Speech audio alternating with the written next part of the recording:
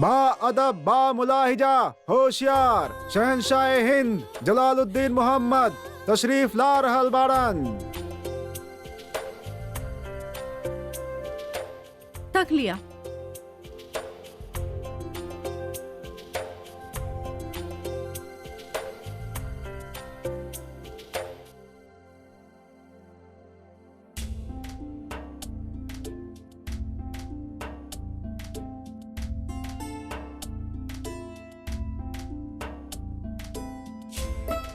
उनके काहे भेज देलू रुकैया?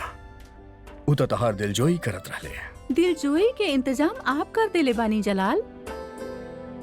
फरोख पे जंग के ऐलान कइके। ई जंग से तारा सुकून काहे मिली?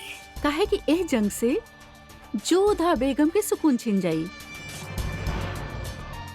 सुजानपुर में जोधा बेगम के रिश्ता तय होके जा रहल बा और जंग के खबर सुन के वो बेचारी चैन से सो ना पाई। उनकर नींद उड़ावे के पूरा बंदोबस्त कर ले बानी हम रुकैया। तू यह चाहत रहलू ना कि वो गुनाहगार के ऐसन सजा मिले कि उनके मौत से भी ज्यादा तकलीफ होखे ता हम ऐसन ही करब। हम सुजानपुर के जंग पे जात तबानी, लेकिन जोधा के होखे वाला रिश्तेदारन के मारे खातिर अपन शमशीर के इस्तेमाल ना करब। काहे? रहम आ गइल आपके जोधा बेगम पर? रहम उ तो हमरा पास बा ही ना। फिर अपन शमशीर के उन पे काहे ना इस्तेमाल करी हैं आप? काहे कि हमरा पास 4 और शमशीरम भी बा। रुकैया, तकलीफ तब ज्यादा होखेला जब जख्म अपना ही हथियार से लगे। ई जंग में सुजानपुर वालन के कत्ल करी हैं।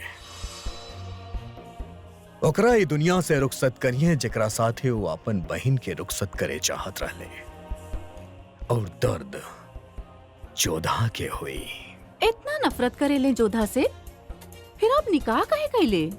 काहे की ख्वाहिश रहली हूँ हमार। हम ओकरा पाए चाहत रहली और पा लेनी।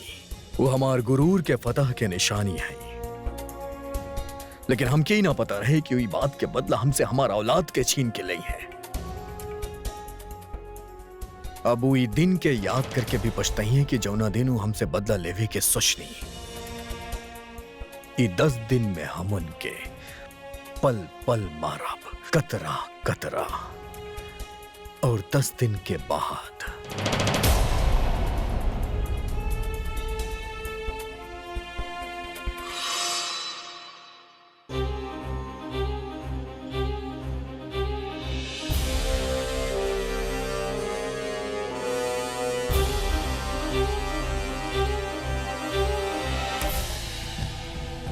मारूक गांव में एक भी डाकू ना बचे के चाहिए।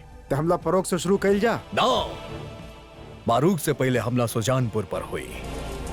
सुजानपुर के राजा के शय के वजह से ही डाकुअन के हौसला बढ़ल बा। हमार रियाया के लूटल मतलब मुगल सल्तनत से बगावत। अब हमनी के एगो ऐसन मिसाल कायम करे के पड़ी जैसे अगली बार केहू भी कोनो बागी के शह देवे से पहले 100 बार सोची। और याद रहे, हमके वो लोग के ऐसन सबक सिखावे के बा कि उनके मालूम हो जाए कि जलाल के सामने सर उठावे के हश्र का होखेला। जंग के मुकम्मल तैयारी कइल जाए। बहुत जल्द कूच करे के हुक्म दिहल जाई। जौन हुक्म शहनशाह।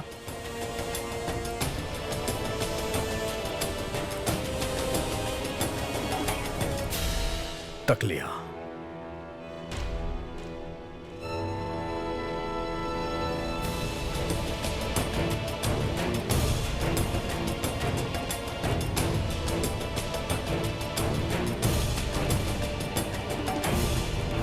का आप जाने लें कि हम आपके यहाँ काहे बुलैले बानी।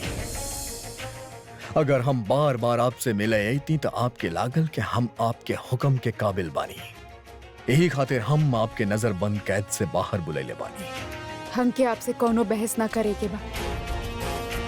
आप हमार बहन की जिंदगी के साथ खेल रहे बानी। हम तो बस आपके एगो खुशखबरी देवे चाहतानी।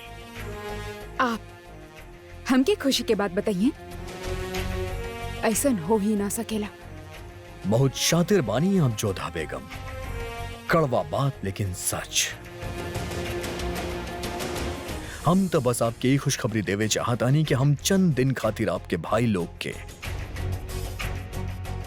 नजरबंद कैद से आजाद करतानी। हमके विश्वास बा ई बात के पीछे भी आपके मन में कोनो कुटिल योजना ही होगी। माने के पड़ी बहुत दूर के सोचे लिए आप। खान बाबा अक्सर कहत रहलन कि एगो बेवकूफ दोस्त से शातिर दुश्मन बेहतर। हम ना ही आपके मित्र बानी और ना ही शत्रु। वैसे आपन शत्रुता निभावे खातिर अब का नया चाल चले वाला बानी आप? हम आपके भाई लोग के सुजानपुर के जंग में भेजा तानी। मुगल बहुत हिंदुअन के खून बहिले। अब जब एक हिंदू दूसर हिंदू के काटी तब मजा आई। प्रतिशोध लेवे के बाना तो हमसे ली। जीवित जलावे चाहत रहले ना आप हमके तो जला दी। परंतु हमार भाइयन के हाथ से ई पाप काहे करवा रहल बानी? उनके हिंदुअन के विरुद्ध काहे लड़वा रहल बानी आप? इतना जल्दी गुस्सा मत करी जोधा बेगम। अभी तो आप जंग के पूरा खाका ही ना सुननी। हम चाहतानी भगवन दास खुद उस शहजादे के कत्ल करें उहे जैसे आपके बहन के रिश्ता होत रहे। हाँ, मतलब अब तक तो उन लोग के हमला के खबर मिल चुकल हुई तो यकीनन वो रिश्ता तोड़ देने हुई है। अच्छा बा, भगवान दास के उनके मारे में कम तकलीफ हुई। अब खुशखबरी पूरा भइल जोधा। अब हम अपन दुश्मन के कुचले के जश्न मनाई बौरा। अकेले बैठ के अपन बहन के होखे वाला शौहर के मौत के मातम मनैया। अकेला तो हम उहे दिन हो गए रहनी शहंशाह, जौने दिन आप हमके आमिर से दूर कर देले रहले।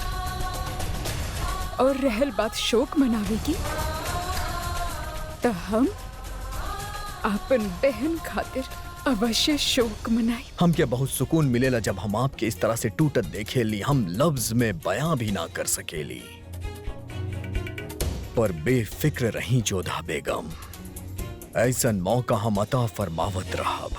अब नफरत होत बा हमसे या घिन आवेला? घृणा तो हमके अपना आप से आ रहल बा। जे व्यक्ति से हमार विवाह भइल बा ओकर सोच इतना बुरा हो सकेला जे दूसरा के शोक में उत्सव मनावत होगे।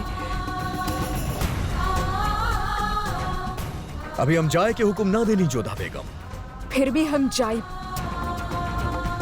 काहे कि हमके ना लागता कि बात करे खातिर कुछ भी शेष बा।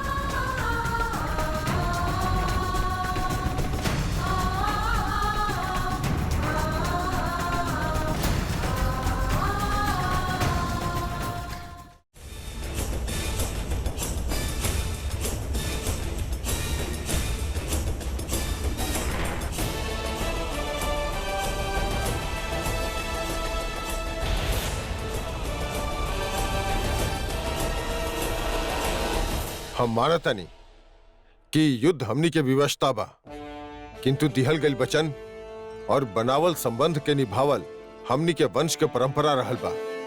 तू चारों युद्ध में जा रहल बाड़ा, स्मरण रहे कि वो शहंशाह खाली शहंशाह ना, हमनी के जमाई सांभी बाड़े।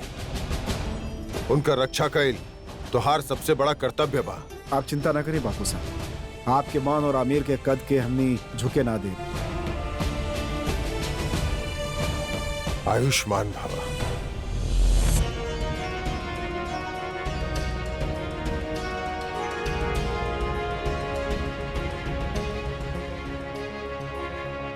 हम जंग के खातिर कूच करता नहीं।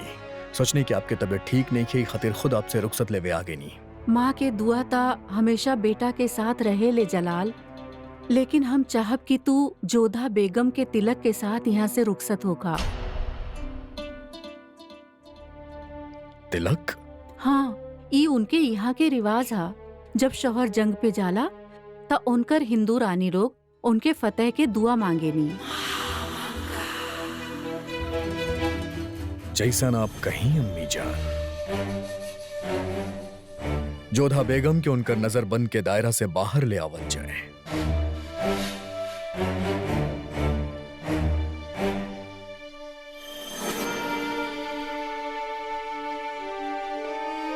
खुदा तोहके लंबी उम्र बख्शे जलाल और इंसाफ करे के तौफीक अता फरमावे।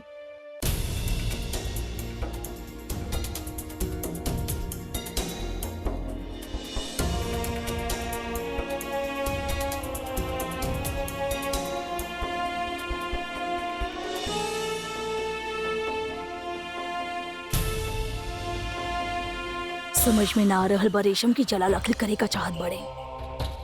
एक बार मल्लिका आलिया कह का देनी नजर कैद से बाहर निकाल लल बेगम जोधा के। कहावत बा हुजूर, शहनशाह के दिल के बात तो खुदा भी ना जाने लन।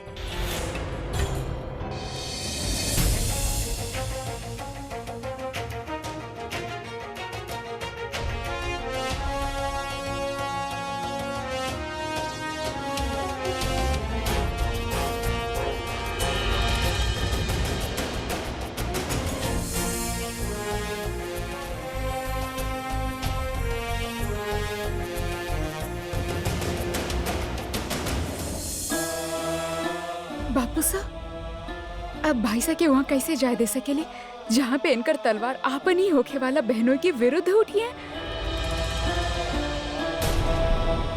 सुजानपुर में सुकन्या के संबंध तय भइल बा बापू साहब। होखे वाला संबंध खातिर हो चुकल संबंध के तो नहीं छोड़ल जा सकत ना। सुकन्या खातिर हम तो हर परिवार बिगड़े नहीं दे सकत। शहनशाह यदि यह चाहत अड़े कि हमनी के बच्चा युद्ध में जाए तो वो लोग के भेजे के ही पड़ी। वो तो हर पति बाड़े, उनका निर्णय पे सदा उनकरा से सहमत रहल तो हर कर्तव्य बा।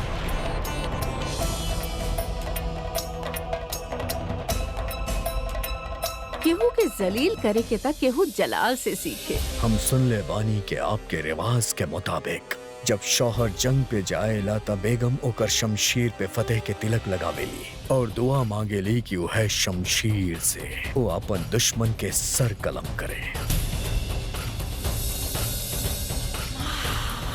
हम आपके बात कबूल कैले रहनी कि आप अपन रीति रिवाज के साथ हमरा महल में आई। हम चाहता नहीं कि आप उनकर ख्याल रखिए और हमके तिलक करें कि हम अपन दुश्मनन के सर कलम करें।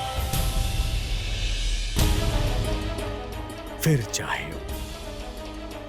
आपके होके वाला रिश्तेदार ही काहे। दुश्मन तो दुश्मन ही बा और दुश्मन के कुचलल ही उसूल हा।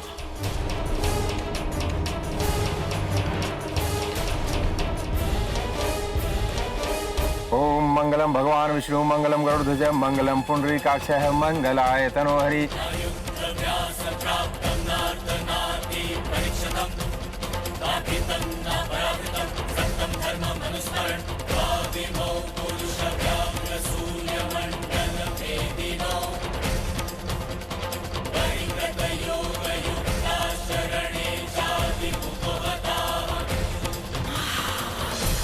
कमाल के रस्म बाना होशियार। एक हिंदू बेगम के हाथ से वो शमशीर के तिलक करावल जा रहल बा जे दूसरा हिंदुअन पे वार करी और हिंदुअन के खिलाफ खड़ा होगी है खुद हिंदू बेगम जोधा के भाई। शहनशाह के विजय खातिर शुभकामना दी।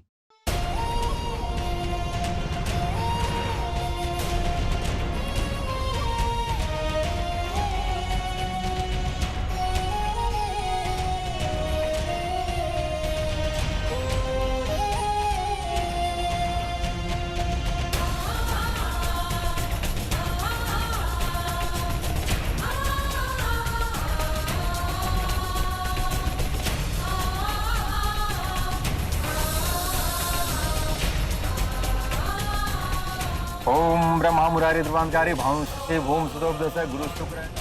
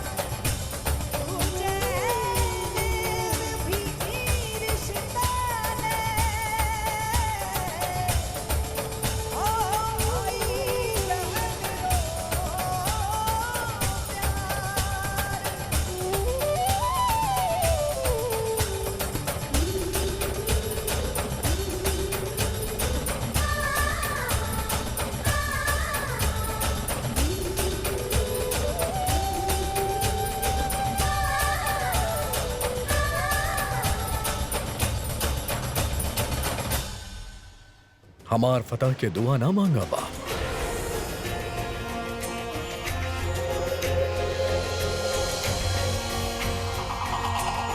आपके विजय होके ईश्वर करे ई युद्ध में आप और आपके सेना विजयी होके लौटे। जंग में फतह पाए के बाद हम तोहरा अपन औलाद के कत्ल के सजा देव जोधा, लेकिन फिलहाल हमके तारा चेहरा पे दर्द देख के बहुत सुकून मिल रहा बा। सिपे सलार, फौज के कूच करे के हुक्म दिहल जाए।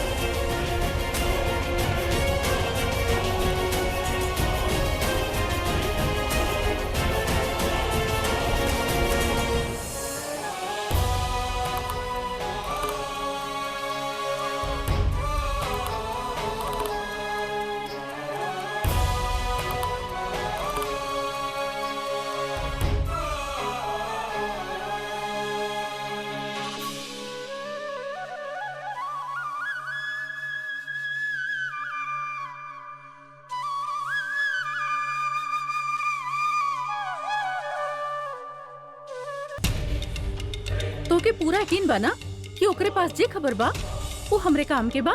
यही खातिर तो आपके यहाँ लावे के तकलीफ कैले बानी मल्लिका बेगम। कहाँ बाड़े वो? आके महल के वो इलाका में।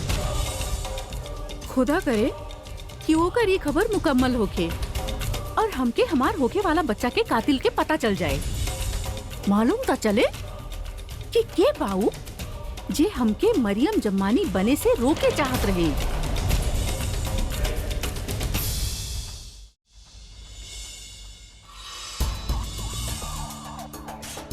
बोला, का खबर बा तोहरे पास?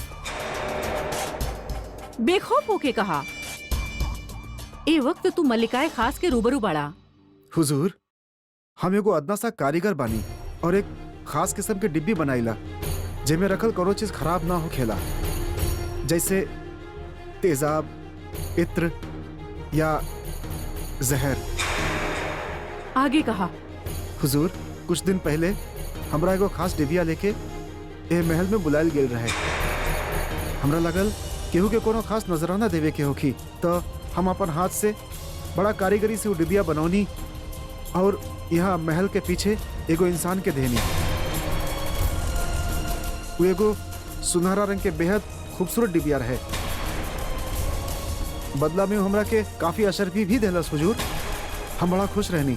हमरा लागल हमार कारीगरी के पसंद कल गेल बा, और जब पता चलल ओकरा फौरन बाद आपके साथ महल में हादसा भइल। हुजूर, हमरा लागल कि कहीं हमार डिबिया के इस्तेमाल जहर राखे खातिर तो ना भइल।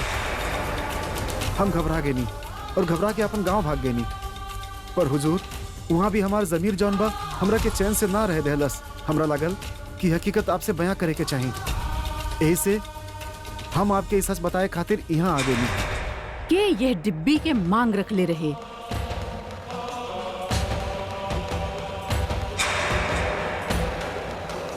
हुजूर, वो अपना आपके नकाब में छुपा के रख ले रहे। ओकर कद काठी और हाथ के बनावट के देख के लागत रहे क्यों कोनो औरत रहे। दिमाग पे जोर डाली कारसाज। ओकर हुलिया बयां करा। कैसन दिखत रहे, आवाज कैसन रहे, कुछ भी जे ओकर पहचान कर सके।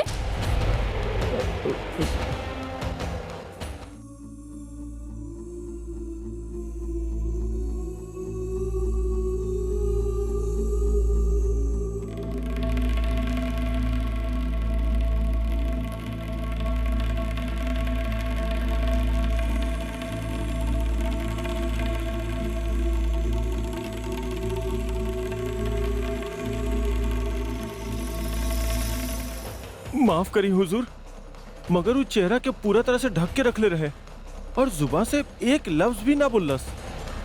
हाथ देख के लागत रहे वो कोनो कम उम्र के खातून रहे।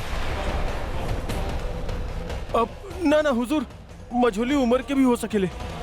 माफ करे अब हुजूर, हम कुछ बता नहीं पा रहल। एक तो हुआ कोनो भी साजिश के गुमान न रहे हमारे जहन में, और दूसर हमार पूरा ध्यान वो मिले वाला अशरफी पे रहे। ओकरा बाद वो शख्स अंधेरा में कहीं ओझल हो गई। अगर तोके वो डिब्बी दिखावल जाए तका तू पहचान पाइबा? हाँ हाँ हुजूर, हम अपन हाथ से बनौले बानी, छू के ही पहचान ले। होशियार, एके उतनी ही अशरफी और देहल जाए जितना एके पहले मिलन रहे। ना ना एकर जरूरत नहीं है हुजूर, बल्कि हमके तो अफसोस बा कि कहीं हमार बनावल डिब्बी की वजह से आपके जहर। ई तोहार हिम्मत और जमीर खातिर। अगर तू यहाँ ना आईता तो हमके इतना अहम सुराग कभी ना मिलत।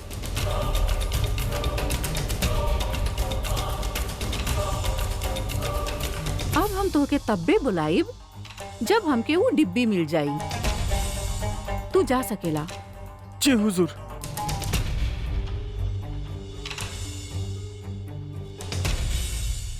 मलिका बेगम, एकर बात पे यकीन कैसे कल जा सकेला?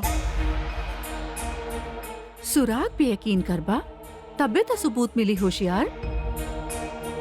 वो कारीगर से एक ऐसन खास डिब्बी बनवा के मंगवाइब और फिर हमके धतूरा के अर्क देहल जाई। ई महज एक इत्तेफाक ना, और वो बुरखा नशीन औरत के भी इस सब से जरूर कोनो ताल्लुक बा। इहो तो हो सकेला कि वो शख्स कोनो औरत ना होके बल्कि मर्द होके, जो नकाब में अपन चेहरा छिपावे के कोशिश कर रहा होके। बिल्कुल हो सकेला, लेकिन वो औरत होके या मर्द, उसे कहीं ज्यादा अहम बात ई बा कि वो डिब्बी अभी भी ए महल में मौजूद है।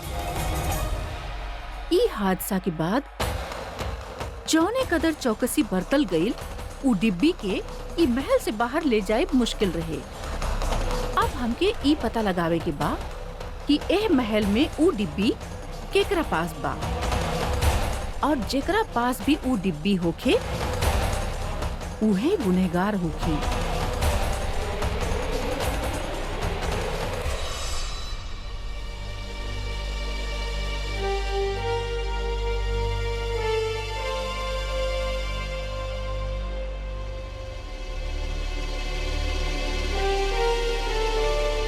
शहंशाह के इकबाल बुलंद होके जनाब पीर मोहम्मद और मुनीन खान आपसे मिले की इजाजत चाहताड़न।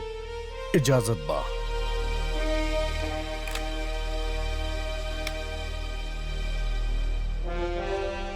सलाम शहंशाह। हुजूर के नींद ना आइल अभी तक? ना, हम जंग के चाल के बारे में सोचा तानी। जैसन कि आप सब जाने ली कि सुजानपुर के राजा डाकू के पनाह देले बड़े, तो जाहिर से बात बा वो भी जंग में शामिल हुई हैं और अपना तरह से लड़ी हैं। खेमे के चारों ओर गश्त बढ़ा दिहल जाए। शायद उछापा मार तरीका से हमरा पे आज रात ही हमला कर दे। हुजूर के बाद से हम इत्तेफाक रखे नहीं। रात के हमला हो सकेला, गुस्ताखी माफ, लेकिन हमके लागत था हमला वहां से ना हमार फौज की ओर से होगी। का कहा तारा पीर मोहम्मद का फौज में बगावत के खबर बा? जी ना, बागियन के तो रहुआ खुद साथ ले आई बानी।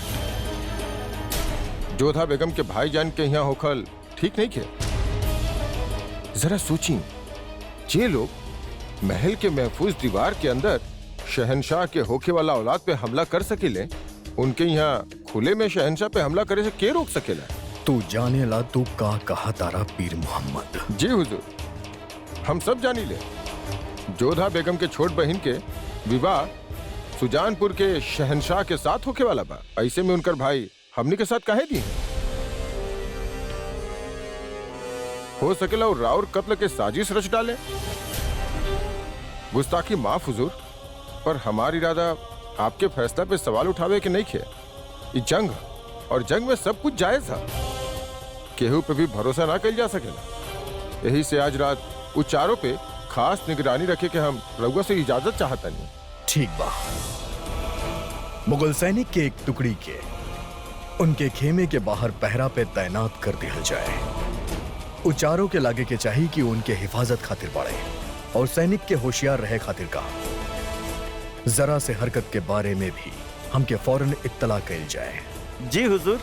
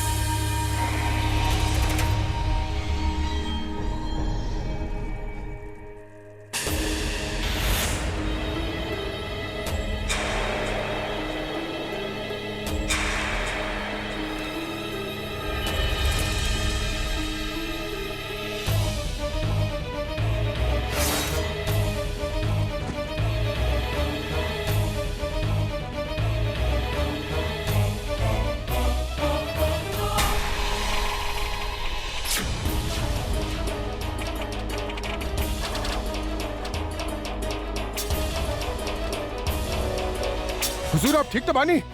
हम ठीक बानी पीर मोहम्मद। जैसन हम सोचले रहनी सुजानपुर वालन छापा मार तरीके से हमरा पे हमला कर देले बाड़े। हुजूर हमके तो लगा था आमिर के शहजादा लोग दुश्मन तक मुखबरी कैले बड़े, वरना उनका कैसे पता चल कि खेमा आपके यहाँ? होकर फैसला हम बाद में करब पीर मोहम्मद। फिलहाल हमके ई हमला के जवाब देवे के बा। ठीक बा हुजूर।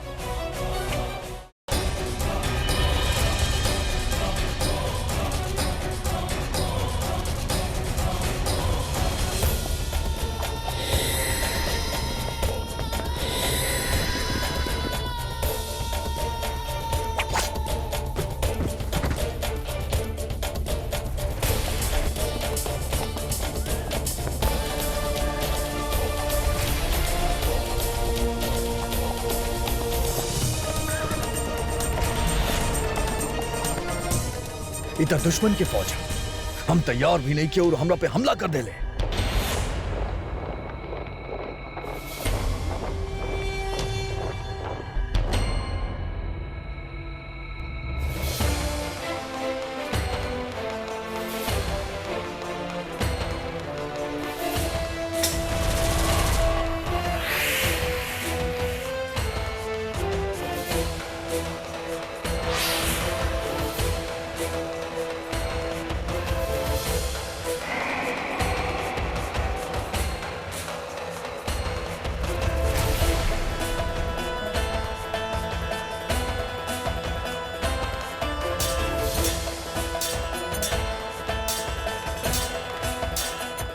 बचे के प्रयास व्यर्थ सिद्ध हो कि जलालुद्दीन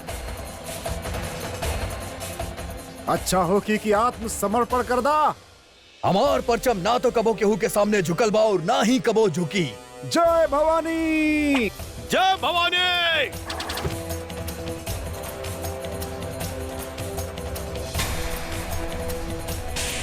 जय भवानी।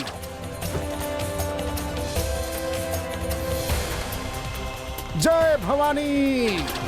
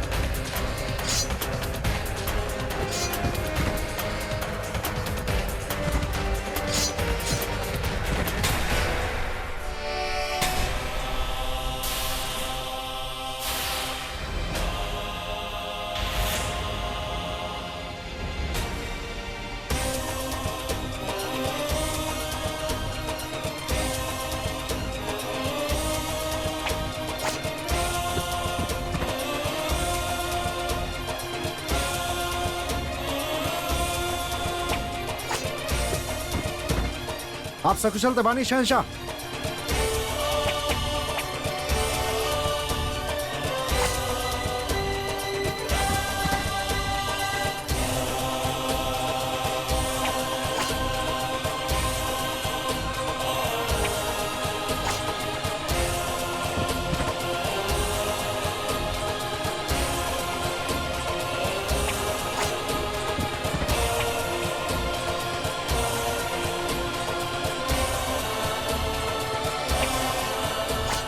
भाई साहब,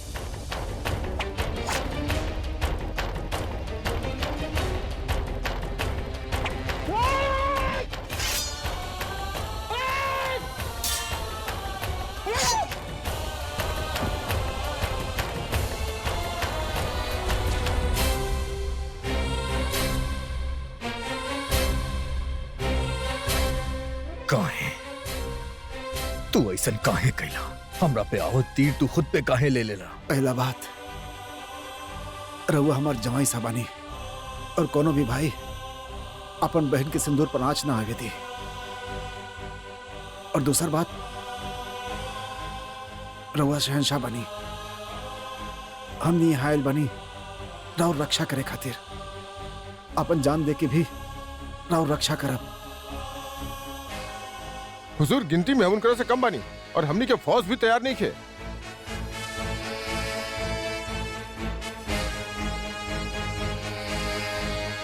फतेह फिर भी हमार ही हुई।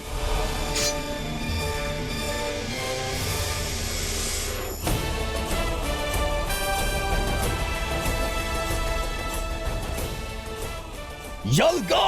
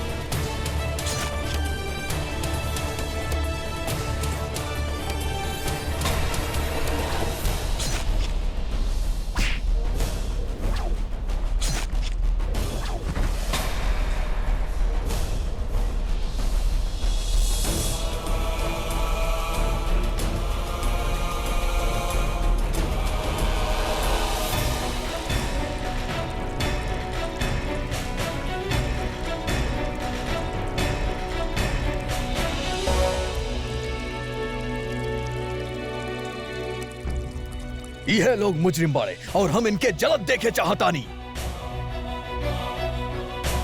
ताकि इनके ही जलन के एहसास होके जो उन्हीं लोग हमके देले बाड़े।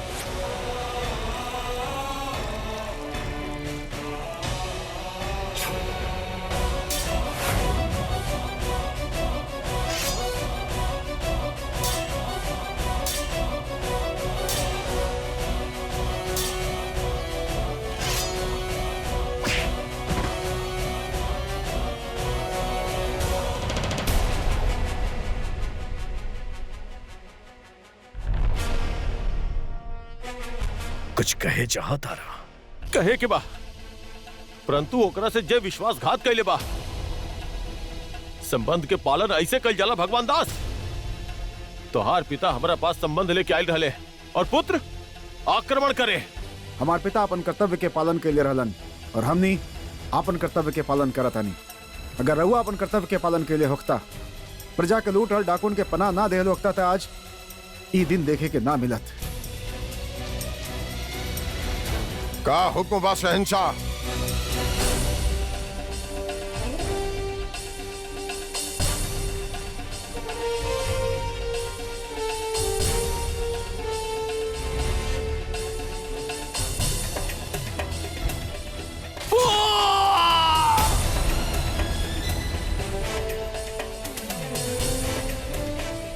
फतेह हमनी के भाई इलाज के आग के हवाले करता।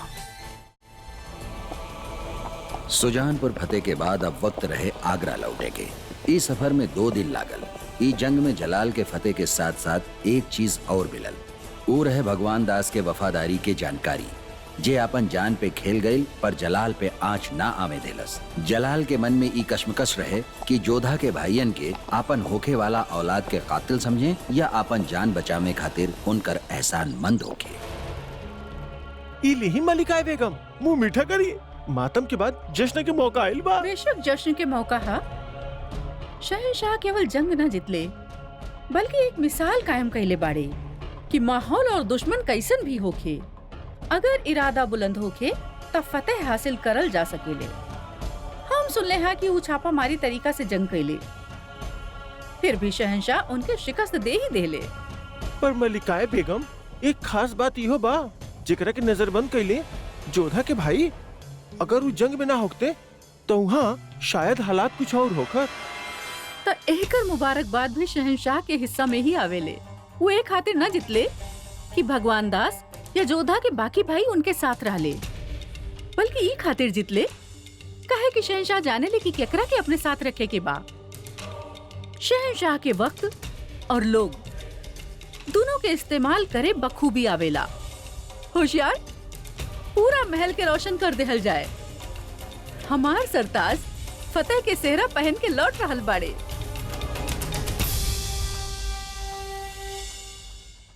मुबारक हो के वजीर आलिया, शहंशाह सुजानपुर के जंग फतेह कर लेले बाड़न।